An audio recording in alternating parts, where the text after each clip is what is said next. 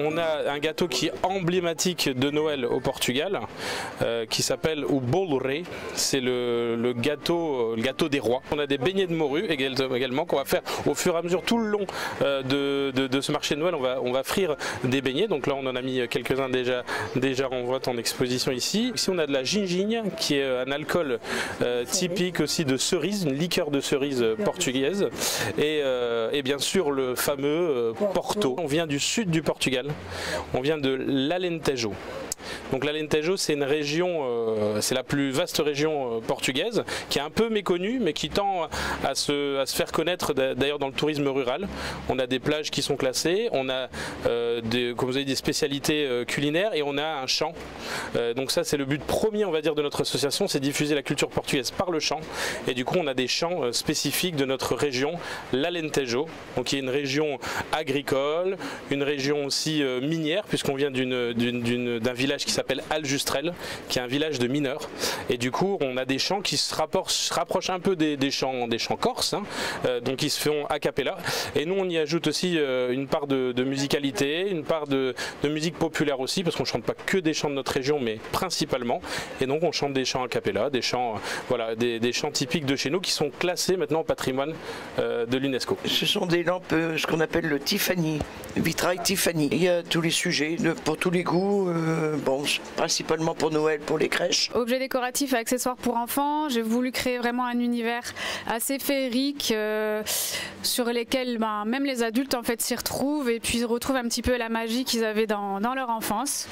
Donc des sacs à dos, beaucoup de choses faites en matière recyclée, c'était très important pour moi, et que des créateurs et des designers européens.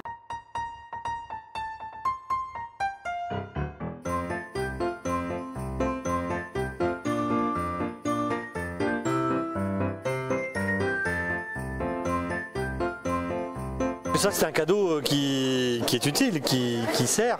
Et puis on voit aussi au plus le thermomètre descend, au plus on en vend. Il y en a pour tous les goûts, hein. Nous, on est pastoral. Alors pastoral, ça veut dire qu'on pratique la transhumance des abeilles. Bonne fête de fin d'année à tout le monde, à tous les roncois, roncoises et environ.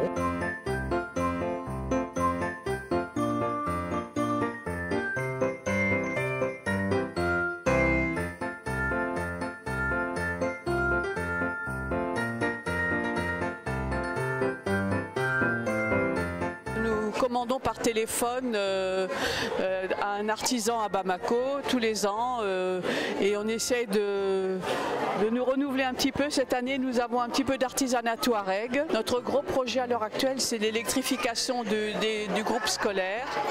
On est en recherche de financement, bien sûr.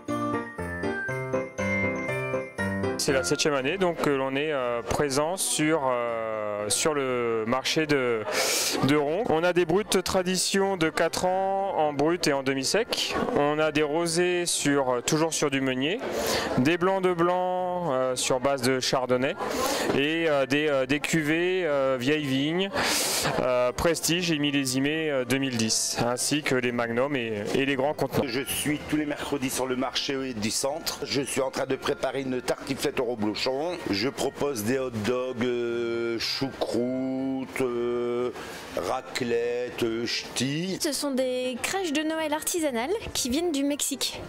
Donc elles ont la particularité d'être fabriquées en terre cuite et peintes à la main. En fait, il s'agit de 2 familles d'artisans mexicains qui sont dans la région de Guadalajara et qui ont pour activité principale en fait la production de crèches artisanales.